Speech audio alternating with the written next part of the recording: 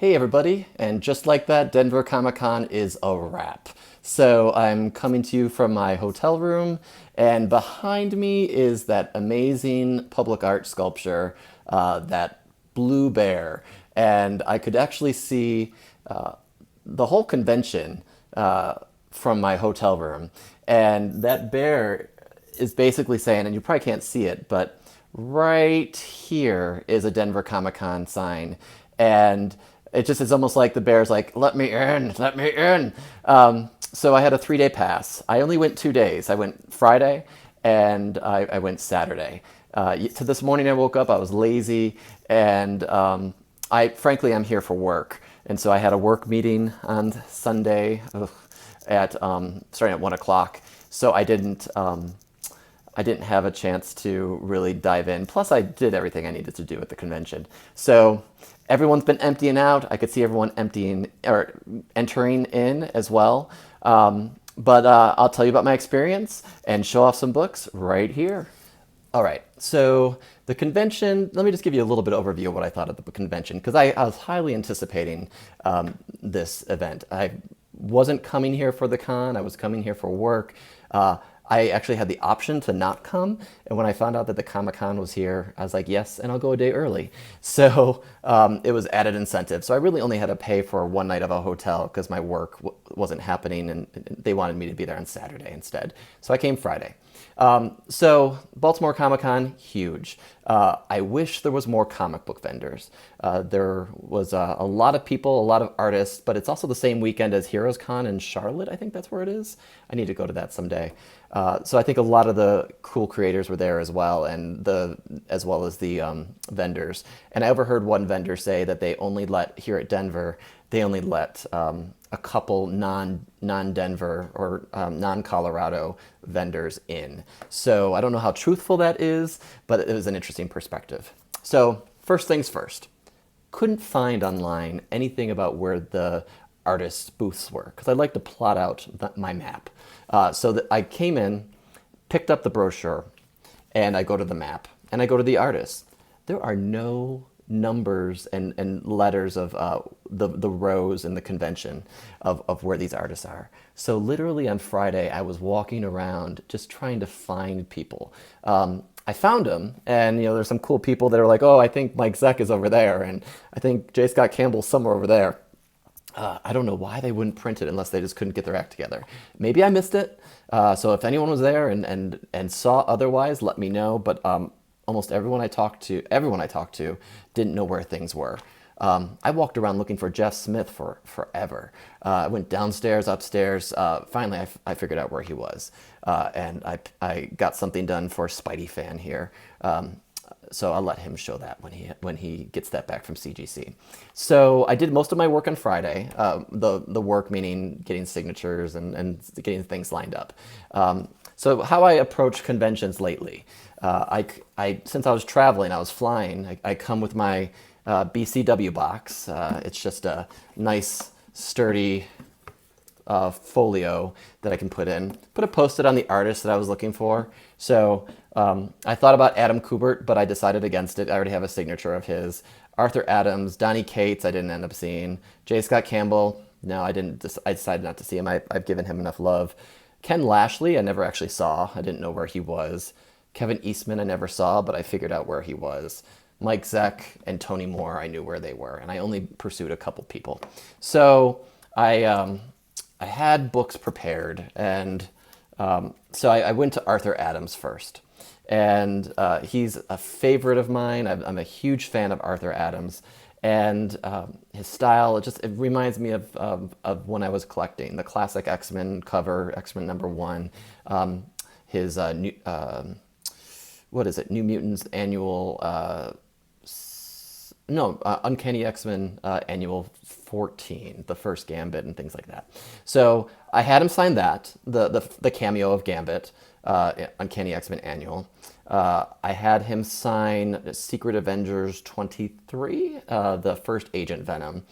So those are sweet. And if you want to see those, they're on my Instagram page right now. Long Box Love Affair, all one word, is my screen name on Instagram. So sub me up there too. And then I had a backup book, and he was only charging $10 a signature for CGC, which was great. So my backup book was Long Shot number 3. The first Mojo. I didn't get this signed because it's not the best copy, and I didn't feel like spending another $10 plus CGC. It's probably a fine, maybe low VF. But this is how I do my books. I put some tape around it, I cut a window bag, and this is where I wanted him to sign. What I really wanted is what I couldn't get, and I wanted a sketch. I wanted either a sketch on a blank cover or a remark. And remarks are just small drawings on an existing cover. So I wanted him on my Phoenix Resurrection variant cover to do a remark of maybe Wolverine or maybe Phoenix and a signature, obviously. So I did a big enough space. Maybe it's not big enough. But he didn't have time. He was wishy-washy. The first day, he's like, oh, come back later. So I came back and I was like, what's the likelihood? And he said, check with me tomorrow. So on Saturday I went. I was like, what do you think? He's like, can I try one more time? And he's like, nah, it's not going to happen. So that I live for another day. Or I might need someone's help on here. But that's definitely a goal. I love his artwork. But I did bring a blank cover just to see if that would even be an option. So it was either the remark on the Phoenix or it was the blank cover. So that didn't happen. I also decided I didn't want to do J. Scott Campbell. I was thinking of having him sign this book that I got not too long ago, Gen 13 variant cover. But then I was like, did he actually draw this? Because his signature is not on this, and there's someone else's name at the bottom. Dasun? I don't know what that means. Dasun? I don't. So I decided I was going to hold off. I have a lot of JSC's signatures. Am I dying for another one? No. What I would really love to do is slab this, but I don't think that will be able to happen because I don't have I didn't have the witness. I picked this up before I knew much about CGC. So I have that in the raw, and I've had that for a couple years now. Okay, on with the haul. So overall, a decent con. I was able to find some things for cheap. So the first day I came out with 1, 2, 3, 4, 5, 6 books. And then I got more the next day. So the first thing I found was giant-sized chillers. The first Lilith, I believe that this is. Tomb of Dracula type of thing, or Curse of Dracula, #1. I got it for $6. It was a half off, and I didn't think it was too bad of a deal. So picked this up. Why not? It's in decent condition, not perfect, low grade. Not too picky about that. One to fill my stocking or fill my list a little bit for Spawns is I got this Walking Dead homage cover for Spawn number 223. So yeah, there's just some smudge on the bag, not on the book itself. There are a whole bunch of these. I just picked up this one for $6. Actually, no, a little bit more. It was about $8. What I was really kind of excited to see, and this was actually more of an impulse buy, so you can tell me if I got a good deal or not, is Teen Titans number 60. And this was on the wall, and I know a little bit about this book. I know that it's the first appearance of Wonder Girl, Donna Troy, I think it is. It's a key in some regards, a minor key maybe. He had it listed for $75. It's really decent condition. I've seen some for more money, and they've been like shredded up here and faded, and the black is all messed up. There's a little schmutz on the bag, but overall, really decent copy. He said he would give it to me for $65, and so I paired that and this together, and I got this. So did I get a good deal? Let me know. Let me know what you think. Something to hold on to. A first appearance is always a good thing. Who knows, if Wonder Woman movie continues to do well, maybe this character will appear. Also, Wonder Woman 2 is filming in Washington, D.C., where I live. So that's pretty cool. It's under the title Magic Hour, I think. And it was on the radio, and I know people who work in other places that confirmed for me. So Wonder Woman is in DC. I don't know how long. She was this past week, but it might not be happening anymore. The next three books are high grade copies of books I already have.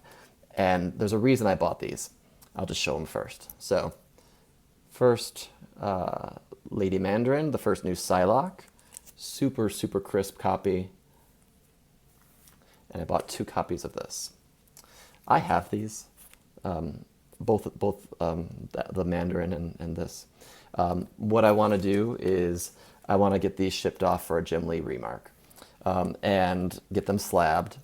There is a seller on Instagram, Vegas Comics. If anyone's ever done business with them, let me know. I'm curious because they look like they are facilitating Jim Lee sketches with a deadline coming up. So hopefully that's not a fraud. I've never worked with them before, but I've used other third parties and to some success. So I think it'd be super awesome to have like a Cyclops or a Colossus or a Wolverine or even a Psylocke remark on the side, because Jim Lee's full-blown sketches are massive amounts of money and I'm not about to spend that. But his remarks are not too bad and probably a good investment. So that's what I bought there, and hopefully I can get a higher grade on those. This person, I was a little ticked because the seller had copy after copy of this. I looked through maybe 30 copies they had all in one. And I went up to the counter, I was like, so can you work a deal? And he's like, no. And I was like, really? You have so many of these. Are you going to sell all of these? But he wasn't willing to budge. So I said, screw it. I'm just going to get them. And went on my merry way. So that was day 1. Day 2, I found some good things. And day 2 should be called second print day because I found a lot of second print issues, which I really like the variant covers to the second print sometimes, or I just like having them because they're usually a lower print run. So I picked up Wolverine 71, Old Man Wolverine's variant cover. It's got a cool Venomized T-Rex on the cover. It's interior artwork that they repurposed, but I got it half off, so not bad for $12. Picked up this second print of Ends of the Earth. I've never seen the second print of this. I didn't even know they did one. There's a lot of random Amazing Spider-Man issues in the 500s and 600s that they did second printings of. So when I find them, I try to pick them up. Sometimes there's third prints. So I love them. They're hard to find. So I picked that one up. Picked up a second printing of 600 where you can see the Doc Ock before he became Superior. 100 issues later.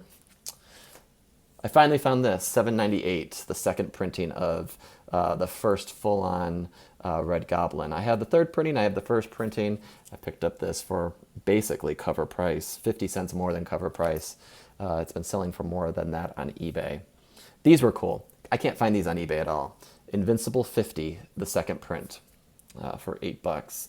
Really, really sharp condition. I'm a huge fan of the series. Super sad that it's no longer, but thought it was really cool. Instead of the color version, it's black and white. And also got Invincible Returns #1 second print. I thought I had this, and I think the first print maybe has this cover too. I definitely have this cover, so maybe I have 2 second prints. I'm not sure. Also picked up, oh good, I forgot I bought this. The second printing of 111, where they have a robot here pounding Invincible. Here's the thing, I'm looking for the blank cover of 111. I'd love to get a Ryan Ottley sketch. Hey, if anyone's out there going to a convention and gonna meet Ryan Ottley, would love, love, love, love to get a Ryan Ottley sketch. So there was a vendor who had issue 111 Invincible blank cover for like $4 or $5, but they all had this like super light stain across. It was hard to see, but CGC would see it. And I didn't want to deal with a stain. My alternative is $20 to $50 on eBay, which I'm not looking to do. So we'll see. And then I also got Invincible 51. The second print, and love the different costume there. So just a homage to the first issue as well. So those were cool Invincible finds. I wasn't really looking for Invincible, but it just happened to peek in there. And then you have a problem when you leave a convention and you go to a comic book store. I don't. I told my friend who was here for another conference that I was doing this, and she's like, "Really?" She's like, "You're crazy. You're crazy." So I went to a Mile High Comics, and yeah, they're mile high prices. They're huge, but I found some things that they actually, if you have if they have a sticker on it that is a certain color, they will honor their code word sale. And so I had that information. So I got everything for 40% off, and I only got 2 issues. I could have bought more. But the first one I'm a little underwhelmed with, but it was just a filler book for my run, is Spawn Haunt number 234. So that took that off my list. And then this one I've never seen before, this variant cover, Batman 32. Just a super, I love the colors. I love the sunset colors, and just a cool Batman sort of apocalyptic type of atmosphere there. So everything was under $30. I think I paid $26, and this was $28 originally. On eBay, this is going higher, but these are all PC. I didn't really pick up anything to flip or anything. I was just looking for myself, looking to complete some collections, trying to be discriminating about what I buy, because there's just too much room, and I'm trying to downsize. Speaking of which, if you haven't seen my video about the comic book sale, please check that out. That's the one right before this one. So I did that about a week ago, trying to sell some comic books, looking for some extra cash to put towards a key, and just to make room in my home. I'll probably be doing more of those. So books are on the way for those that have already purchased. Thank you, thank you, thank you, thank you. Really do appreciate that. So hopefully everyone is pleased. But that is my haul from Denver Comic Con. If I'm to look through everything and be excited about what I bought, I am excited about this one. I've been looking for this for a while on the cheap. I am excited about the prospect of this one. And let's pick one more. I really do love this cover. Invincible beating down Cecil. So, thanks everyone for watching, live from my room at the Hyatt Regency in downtown Denver. I go home tomorrow. Hopefully all works out on my flight plans. I am notoriously awful with travel karma. Did have a chance to meet up with Thanatos, so hey Thanatos, shout out there. We didn't have a chance to do our live haul, unfortunately. I don't think he had much of a chance to do much digging, so hopefully he found some gems, but we'll see if he posts a haul video. But yeah, so thanks for watching.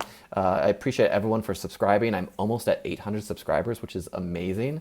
I'm trying to think of what kind of contest I could do. I don't know if I'll do a contest for 800 or if I'm going to do one leading up to the 1,000, and see how long that takes. So I appreciate all the subscribers, all the comments. I'm sometimes delayed in my comment responses, but hang with me. And yeah, thanks for watching everyone, and talk to you later. All right, bye-bye.